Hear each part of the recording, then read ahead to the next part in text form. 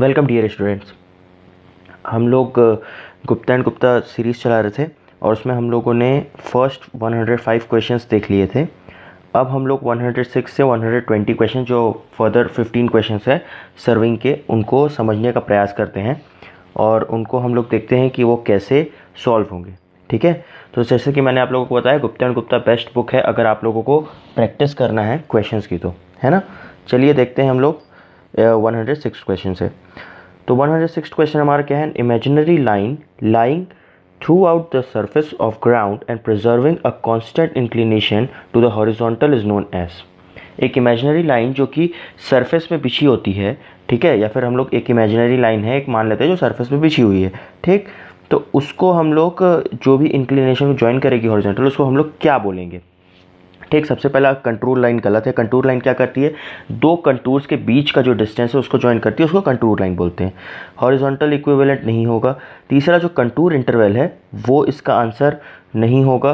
क्यों? क्योंकि contour interval जो होता है वो दो कंटूर लाइंस के बीच का वर्टिकल डिस्टेंस होता है। जैसे कि ये एक कंटूर लाइन है, मान लीजिए ये 100 की है, ठीक। इसके अंदर एक कंटूर लाइन है, ये 98 की है। तो इनके बीच का जो वर्टिकल डिस्टेंस होगा उसको हम लोग बोलते हैं कंटूर इंटरवल, ठीक है। तो जो इसका आंसर होगा वो क्या होगा? Contour gradient. इसका आंसर क्या होगा? कंटूर ग्रेडियंट, ठीक है। एक इमेजिनरी लाइन जो कि थ्रू आउट सरफेस पे रहती है उसको हम लोग क्या बोलते हैं? Contour gradient. ओके, अगला क्वेश्चन क्या है? The suitable interval for a map with scale 1:10,000 is. ठीक है, तो सबसे पहले मैं आप लोगों को इसका फॉर्मूला बताता हूँ कि कंटूर इंटरवल का फॉर्मूला क्या होता है, फिर हम लोग देखेंगे। Contour interval is equals to 25 upon number of centimetre per kilometre length and this will be in metre. Okay, ये इसका फॉर्मूला है। अब हम लोगों को क्या दे दिया है हमारा जो क्वेश्चन में? 1:10,000, ठीक है। तो मैं इसको क्या लिख सकता हूँ? 1 kilometers is equals to 10 centimeter. तभी तो ऐसा बनेगा। क्यों? 1 किलोमीटर इज इक्वल्स टू कितना हो गया? 1 2 3 4 आ गया उतना ही, ठीक है। 10 सेंटीमीटर, तो 1:10,000, तो 1:10,000 को मैं क्या लिख सकता हूँ? 1 kilometer is equals to 10 centimeter. तो मैं यहाँ पर कैसे वैल्यू पुट करूँगा? 25 upon number of centimetre per kilometer. तो एक किलोमीटर में कितना है? 10 सेंटीमीटर, तो 25 अपॉन 10।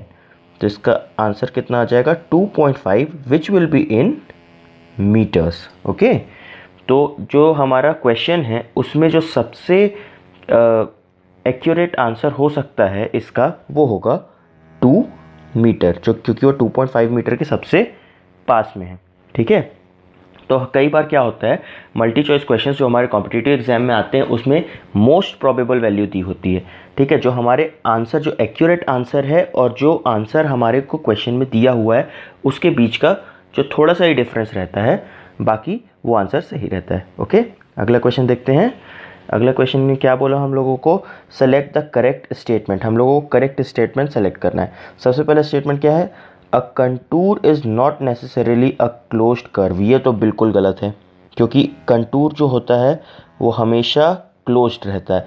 अगर वो इस पॉइंट से शुरू हुआ है तो इसी पॉइंट पे वापस आकर के फिनिश होगा, ख़त्म होगा वो कंटूर, ठीक है। तो पहला स्टेटमेंट तो गलत है। सेकंड स्टेटमेंट क्या बोल रहा है? A contour represent a ridge line if the concave side of lower value contour lies towards the higher value of contour. ये भी गलत है। क्यों? क्योंकि मैं आप लोग को दिखाता हूँ एक रिज लाइन कैसे दिखती है। कुछ इस प्रकार से रिज लाइन दिखती है। तो ये हमारा किस टाइप का स्ट्रक्चर बना रहा है? Convex structure. ये कॉन्केव नहीं है, ठीक, इसलिए इसका आंसर ये भी नहीं होगा। अब जो थर्ड है, थर्ड क्या बोला हम लोगों को? Two contours of different elevations do not cross each other except in case of overhanging cliff. तो ये स्टेटमेंट इसका सही है। कैसे? कि कंटूर कभी भी एक दूसरे क्रॉस नहीं करता except overhanging cliff. Overhanging cliff की कंडीशन में क्या हो जाता है? ये कंटूर इस टाइप से बन जाता है। तो अगर ये 100 है तो ये 90, इसको मैं 105 ले लेता हूँ या 95 जो भी ले लेता हूँ। ओवर हैंगिंग क्लिफ के कंपैरिजन में इसको मैं 95 लूँगा, ठीक है। ओवर हैंगिंग क्लिफ के कंडीशन पे क्या होता है, जो कंटूर होता है वो कैसा हो जाता है हमारा, एक दूसरे को क्रॉस कर सकता है, ठीक है। तो इसका आंसर करेक्ट क्या होगा, सी। ओके, आगे बढ़े। अगला क्या है, a series of closely spaced contour lines represent a, सबसे पहला इसका पहला ही आंसर सही है, स्टीप स्लोप, ठीक है। ये वन लाइनर क्वेश्चन है, ये जो हमारी डेफिनेशंस होती है उसमें से क्वेश्चन है कि a series of closely spaced contour lines, एक क्लोजली स्पेस्ड कंटूर लाइंस वो क्या रिप्रेजेंट करता है, स्टीप स्लोप। ओके, आगे बढ़े। अगला क्या है, direct method of contouring is. अब कंटूरिंग के दो मेथड्स होते हैं, ठीक। पहला मेथड क्या होता है, अगर मैं बोलूं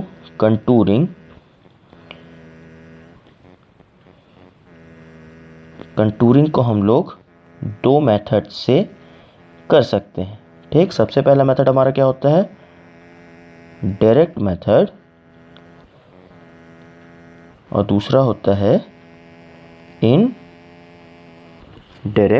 मेथड। ओके, दो मेथड्स होते हैं हमारे कंटूर के, डायरेक्ट मेथड और इनडायरेक्ट मेथड। ओके, तो डायरेक्ट मेथड में हम लोग क्या करते हैं कि ये एक पॉइंट है, तो इसी के सापेक्ष में, इसी के रिस्पेक्ट में हम लोग आगे एक पॉइंट्स लेते जाते हैं और उसको हम लोग ज्वाइन करते जाते हैं। अब इन पॉइंट्स का हम लोग क्या लेंगे, RL, ठीक है। What is RL, reduce level, ये हम लोग लेंगे और उसके बाद इनको हम लोग ज्वाइन करते जाएंगे सेम किसके, सेम वैल्यू के कंटूर्स को, ठीक है। बट ये क्या है, टाइम टेकिंग है।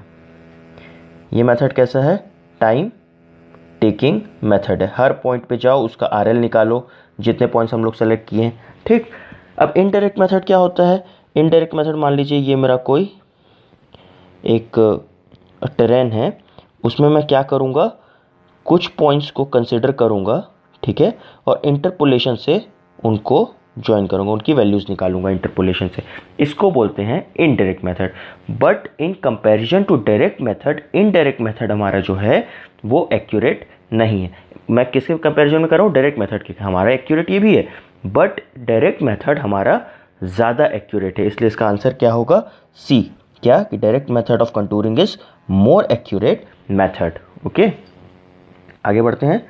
111, in direct method of contouring, the process of locating or identifying points lying on a contour is called vertical control. Simple one liner question, उसको हम लोग क्या बोलते हैं, vertical control. Okay, next question. In the cross section method of indirect contouring, the spacing of cross section depends upon. अब क्या बोला, cross section जब हम लोग लेते हैं, इनडायरेक्ट मेथड का एक टाइप होता है क्रॉस सेक्शन। जब हम लोग इनडायरेक्ट कंटूरिंग कर रहे हैं तो हम लोगों का एक टाइप होगा क्या, क्रॉस सेक्शन, ठीक है। इसकी जो स्पेसिंग होगी वो किन चीज़ों पर डिपेंड करेगी, ठीक है। कंटूर इंटरवल पर बिल्कुल करेगी, इस स्केल ऑफ प्लेन पर भी करेगी, और कैरेक्टरिस्टिक्स ऑफ ग्राउंड पर भी करेगी कि उस ग्राउंड का कैरेक्टरिस्टिक कैसा है, हम लोग किन स्केल्स पर लेकर उस कंटूर को बना रहे हैं, और कंटूर इंटरवल उन दोनों के बीच, दो कंटूर्स के बीच में कितना है। तो इसके तीनों आंसर सही हैं, मतलब कि तीनों पॉइंट्स सही हैं, तो इसका आंसर सही क्या हो जाएगा हमारा, डी वाला। ओके, आगे बढ़ते हैं। Which of the following method of contouring is most suitable for a हिली टेरेन। तो सबसे सुटेबल मेथड जो हिली टेरेन के लिए होता है वो होता है टेक्योमेट्रिक मेथड। कौन सा होता है, tacheometric method. Direct method, square method, cross section method, जो बाकी तीन ऑप्शन है वो भी हम कर सकते हैं, बट जो सबसे एक्यूरेट और सबसे सुटेबल मेथड होगा वो होगा टेक्योमेट्रिक मेथड। क्यों, क्योंकि हम लोग टेक्योमीटर लेके जाएंगे और वहाँ पर हम लोग क्या करेंगे, RL ईजिली फाइंड आउट कर सकते हैं, ठीक है। लेकिन हम लोग डायरेक्ट मेथड या फिर स्क्वायर मेथड पे अगर हम इंस्ट्रूमेंट सेट करते रह गए हमारे हिली ट्रेन में तो बहुत प्रॉब्लम हो सकती है। ओके, आगे बढ़ते हैं। अब हम लोग क्या करना है, करेक्ट स्टेटमेंट चूज करना है। सबसे पहले स्टेटमेंट क्या है contour interval on any map is kept constant. पहले स्टेटमेंट हमको सही मिल गया, बाकी की तरफ देखने का आवश्यकता ही नहीं। हम लोग ऑप्शन एलिमिनेशन अप्रोच लगाएंगे इसमें, ठीक है। हम लोगों को पहला स्टेटमेंट हमारा क्या मिल गया, करेक्ट, कि कंटूर इंटरवल जो होगा वो सभी मैप में कांस्टेंट रहेगा, ठीक है। मतलब कि एक लाइन है जो कि 100 की है तो सभी मैप में 100 की ही रहेगी, ओके। आगे वाला क्वेश्चन है, closed contours with higher value inverts represents a, मतलब कि क्या है, हायर वैल्यू इनवर्ट, जैसे कि ये ऊपर वाला कंटूर है ये 100 का बना, अंदर वाला कंटूर है ये 110 का बना, उसके अंदर वाला कंटूर है ये 120 का बना। मतलब क्या हो रहा है, धीरे धीरे अंदर की तरफ हमारा जो कंटूर का वैल्यू है वो बढ़ता जा रहा है इंक्रीजिंग ऑर्डर पे, ठीक है। तो ऐसे वैल्यूज जहाँ पर भी फाइंड आउट ऐसे वैल्यूज जहाँ पर भी हमको दिखेंगे तो वो क्या रिप्रेजेंट कर रहा होगा, हिलॉक, ओके। हिलॉक के केस में ऐसे हम लोगों को चीज़ें देखने को मिलेंगी। अगला क्वेश्चन क्या है, कंटूर इंटरवल क्या होता है। तो अभी मैंने फर्स्ट क्वेश्चन में इसको बताया था कि कंटूर इंटरवल क्या होता है, the vertical distance between two consecutive contours.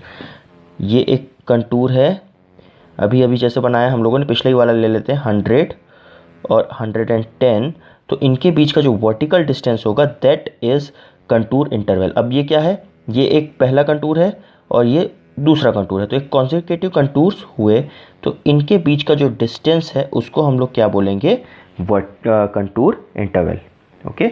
अगला क्वेश्चन क्या है, बेंचमार्क इज एस्टेब्लिश्ड बाय, ये हम लोग पहले भी लेक्चर्स में डिस्कस कर चुके हैं कि बेंचमार्क हम लोग कैसे एस्टेब्लिश करते हैं, स्पिरिट लेवलिंग से। स्पिरिट लेवलिंग से हम लोग क्या एस्टेब्लिश करते हैं, बेंच मार्क, ओके। अगला क्वेश्चन है, the type of surveying which requires least office work.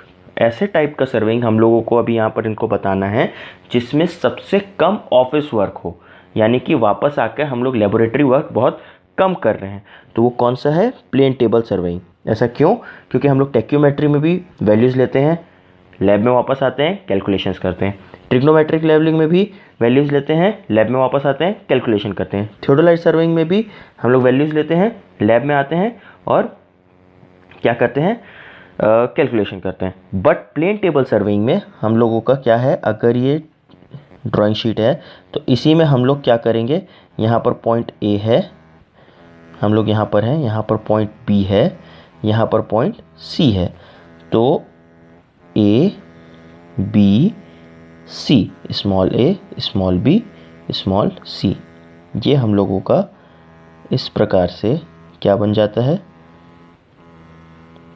Plane table surveying इसको बोलते हैं, है ना। ये हम लोगों को क्या बन गया, मतलब जो हम लोगों ने फील्ड पे ही पूरा काम कर लिया, तो हम लोगों को क्या नहीं करना पड़ा, ऑफिस वर्क ज़्यादा नहीं हुआ, इसलिए plane table surveying is the surveying जिसमें हम लोगों को ऑफिस वर्क बहुत कम करना पड़ता है। अगला क्या है, intersection method of detailed plotting is most suitable for. जो इंटरसेक्शन है, इंटरसेक्शन क्या होता है, जो हमारा ये प्लेन टेबल सर्वेइंग है उसके कुछ 4 पार्ट्स होते हैं, रेडिएशन, इंटरसेक्शन और 2 पार्ट्स होते हैं, वो मैं आपको आने वाले लेक्चर्स में बताऊंगा जब हम लोग उसी के प्रॉब्लम्स को सॉल्व करेंगे, ठीक है। रिसेक्शन होता है और एक होता है, मैं आपको लोगों को उसको अगले लेक्चर में बताऊंगा। अभी हम लोग समझते हैं कि इंटरसेक्शन किसको बोलते हैं, ठीक है। इंटरसेक्शन किसको बोलते हैं, हम लोग पहले यहाँ पर हैं, यहाँ से हम लोगों ने कुछ पॉइंट्स लिए, ठीक, उसके बाद हम लोग कहाँ गए, दूसरे स्थान पर गए, फिर इसको हम लोगों ने क्या किया, अपने टेबल को प्रॉपर ओरिएंटेशन किया और फिर यहाँ से हम लोगों ने इन्हीं पॉइंट्स को देखा, ठीक है। तो हम लोग का जहाँ पर भी ये इंटरसेक्ट हो रहा है दोनों, वो हम लोगों के क्या हो जाएंगे, कंटूर पॉइंट्स हो जाएंगे, ठीक है। या फिर सॉरी कंटूर पॉइंट्स बोल रहा हूँ, जो हम लोगों का जो हम लोग पॉइंट इस्टेब्लिश करना चाह रहे हैं वो पॉइंट्स हो जाएंगे, ठीक है। इसको बोलते हैं इंटरसेक्शन मेथड। अब ये कहाँ पर सुटेबल होते हैं, हिली एरियाज़ में। हिली एरियाज़ में क्यों होते हैं, क्योंकि हम लोग फिज़िकली कोई पॉइंट्स तक जब हम लोग एक्सेस नहीं कर पाते हैं, जब हम लोग का फिज़िकल एक्सेस हम लोग नहीं कर पाते, बहुत कम हो जाता है वो, तो तब उन केसेस में हम लोग इंटरसेक्शन मेथड को यूज़ करते हैं, ठीक। इस वीडियो का last question, detail plotting is generally done by, जो डिटेल प्लॉटिंग है वो हम लोग रेडिएशन मेथड से करते हैं। किससे करते हैं, रेडिएशन मेथड से हम लोग डिटेल्ड प्लॉटिंग को कैरी आउट करते हैं। ओके, तो हम लोगों ने टोटल 120 क्वेश्चंस कवर कर लिए हैं सर्वे के। हम लोग आने वाले वीडियोस में अगला वीडियो में हम लोग फिर 121 से 135 क्वेश्चन तक कवर करेंगे। ऐसे ही 15 क्वेश्चंस करके सर्वे में जितने भी क्वेश्चंस होते हैं गुप्ता एंड गुप्ता में, वो पूरे हम लोग कवर करेंगे। ठीक है, अगर आप लोगों को अब कोई भी डाउट है तो आप लोग कमेंट बॉक्स में लिख करके अपने डाउट को क्लियर कर सकते हैं। बाकी सब्जेक्ट्स भी चल रहे हैं तो आप लोग बाकी सब्जेक्ट्स की भी डिटेल्ड स्टडी कर सकते हैं। ओके, और keep supporting us, like share subscribe. ठीक है, और थैंक यू फॉर वॉचिंग। और आगे आने वाले लेक्चर्स में हम लोग देखते हैं कि और सर्वे से कितने टाइप के क्वेश्चंस बन सकते हैं। Okay, thank you.